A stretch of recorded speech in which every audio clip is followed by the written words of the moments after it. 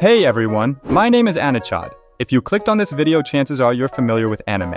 And you've probably watched or at least heard of anime like Naruto, Jujutsu Kaisen, Bleach, Chainsaw Man, One Piece, or Black Clover. But what do all of these and many other anime have in common? That's right, the main character, the protagonist. People who have watched over 100 anime in their lifetime have probably already figured out what this essay is about. But if not, grab some tea, make yourself a sandwich, and give this video the next 15 minutes of your time.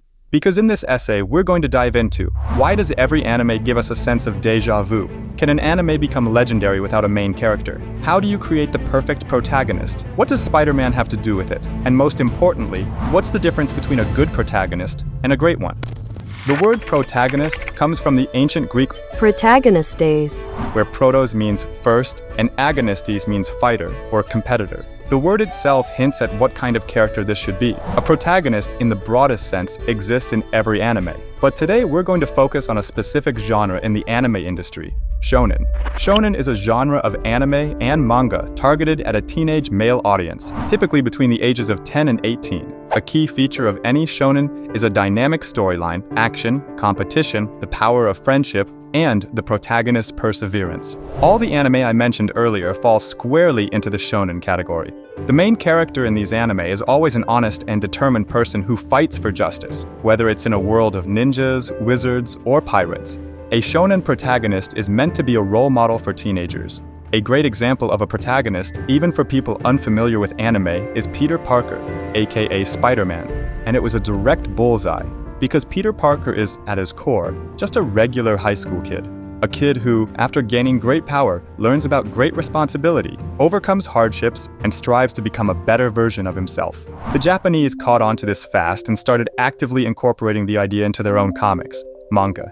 The main concept they borrowed? A teenage hero that young readers could easily relate to.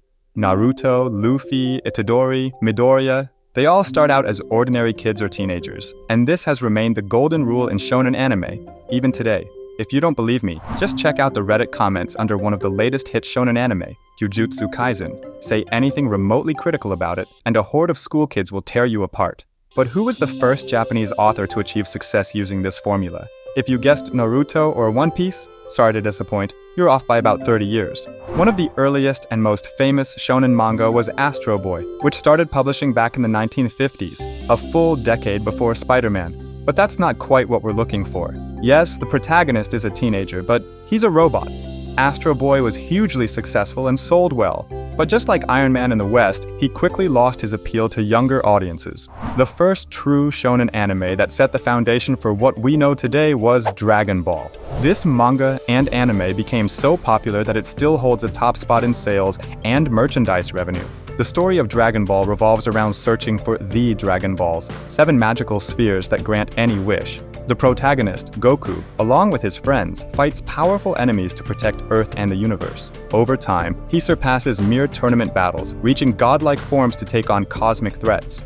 It was only after Dragon Ball's massive success that modern shonen anime started to emerge, and the so-called Big Three, Naruto, Bleach, and One Piece, perfected the protagonist formula and solidified the genre. But what exactly is this formula?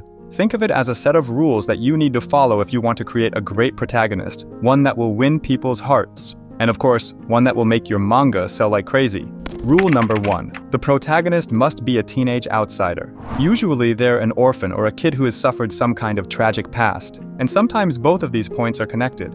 At the beginning of the story, this protagonist is always weak, but has immense potential. They're often a bit naive or even outright dumb, but they have a kind heart and an unbreakable will. Rule number 2. The protagonist must have a hidden power within. This power varies from story to story. For Naruto, it's the chakra of the nine-tailed fox. For Luffy, it's his devil fruit, which made his body rubber, but as we later learn, it actually grants him the power of sun god Nika, allowing him to manipulate his body however he wants. And for Itadori, it's Sukuna's soul, which took residence inside him after he ate one of Sukuna's fingers. If you've only seen the Jujutsu Kaisen anime, this might not make sense to you yet, but manga readers know exactly why Sukuna counts as a hidden power. Rule number 3. The protagonist must unlock their power gradually. A shonen protagonist never starts off with full control of their abilities. Instead, they have to earn them. Some unlock new abilities after the death of a friend, some after years of rigorous training, and some only after breaking an absurd number of bones. But here's the thing, even I'm starting to get tired of this formula, and I'm not alone. The last truly successful manga to follow this formula 100% was Black Clover. Once again, we have a story about a teenage outsider. Once again, he's in a world where magic determines everything, yet he has none. Once again, he has a hidden power within, a demon-given ability. And once again, the protagonist sets himself an impossible goal and gradually works toward achieving it. It's all textbook perfect. The formula is followed to a T. But here's the problem. Unlike Naruto, Black Clover never became a legendary anime. It's just good, a solid, well-made series. But being just good isn't enough anymore. Good doesn't sell well. So what happened? Why did a formula that worked for decades suddenly start failing? The answer is ridiculously simple. People got tired of it. Why would you watch Naruto but with magic when you can just watch Naruto, which already has better characters and world building? Exactly, you wouldn't. And then, out of nowhere, he appeared. One Punch Man. When this anime dropped in 2015, it hit the industry with the force of one of Saitama's strongest punches, and it's easy to see why. At a time when the market was flooded with shonen anime following the same cookie-cutter protagonist formula, Saitama stood out like a bald head in the sun. He wasn't a teenager. He wasn't chasing some impossible dream. He was just a middle-aged guy. A broke, unremarkable man with zero status in society, yet the strongest being in the entire universe. This extreme contrast made him resonate with both teenage and adult audiences. And that's exactly why One Punch Man became a cultural phenomenon. And so, it seemed like we had a new working formula for creating a protagonist, but unfortunately, no. Anime and manga that tried to adapt this formula missed one crucial detail, and that is self-awareness and satire on the protagonist. One Punch Man resonated with audiences not because the main character was charismatic or interesting to watch. The main appeal of One Punch Man is that, despite being the strongest in the world, no one, except his self-proclaimed disciple Genos, actually realizes it. This is the foundation of One Punch Man's success. The subversion of expectations and the humor in how this subversion is presented to us, the viewers. That's exactly why the hundreds of anime that simply show us an overpowered protagonist without even a hint of irony are forgettable and will never become as iconic. Because just watching the strongest protagonist in the world constantly prove how strong he is simply not interesting. But does that mean that after the release of One Punch Man, the old formula stopped working? Of course not. As they say, everything new is just well-forgotten old, and Jujutsu Kaisen is a perfect example of that. And here we are again, back to where we started. Or are we? If I were to ask you, can Yuji Itadori be considered a great protagonist? Would you agree? I doubt it. Understanding that yet another protagonist who gradually gets stronger would most likely bore readers, Gege Akutami makes a strategic move. And from the very beginning of the story, they introduce a character who is already the strongest, Gojo Satoru, a character who can rightfully be considered iconic and has cemented himself in the hearts of millions of fans worldwide. The simplest ideas are often the most brilliant. Create one character using one formula and add another using a different formula. It seems familiar, yet at the same time it's something new. But adding a character like Gojo Satoru doesn't make Itadori a great protagonist. He is still just another Naruto or Asta from Black Clover, just with a modern twist, and much worse.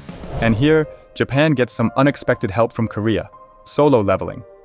A Korean manhwa that stunned anime and manga fans. Even I am a huge fan and am currently enjoying the second season as it airs. And it seemed like the shonen genre was saved? After all, this was something completely different. Yes, Jinwoo is the typical underdog who gains immense power and gradually becomes the strongest. But it's presented in a completely new way.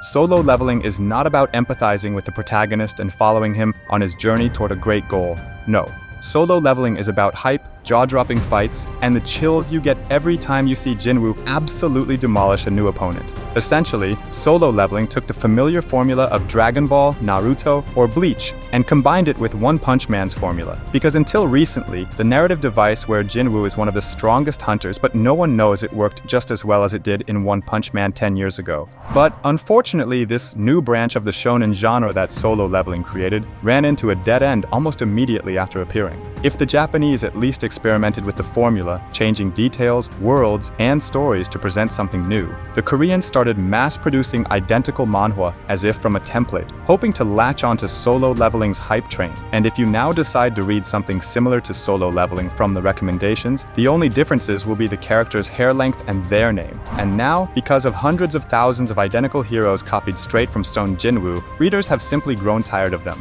Unfortunately, neither Jujutsu Kaisen, nor Solo Leveling, nor One Punch Man managed to pull the shonen genre out of stagnation. Because to this day, anime and manga continue to be released using the same 40-year-old formula we all know, only changing the packaging. But the candy inside remains the same.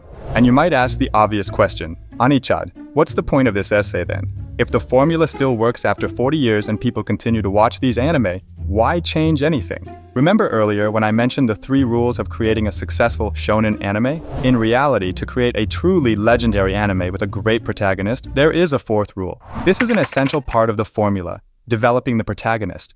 It is directly connected to the previous 3. Being an outsider with hidden power, the protagonist must endure hardships. They must strive to become a better version of themselves while helping those around them. Because becoming a good protagonist is not difficult, you just need to achieve your goal and be strong. But to become truly great, a protagonist must influence not only the characters within the anime or manga, but also us, the viewers and readers. And to achieve this, the author must dedicate a significant amount of time to developing the protagonist's personality, moral compass, and values.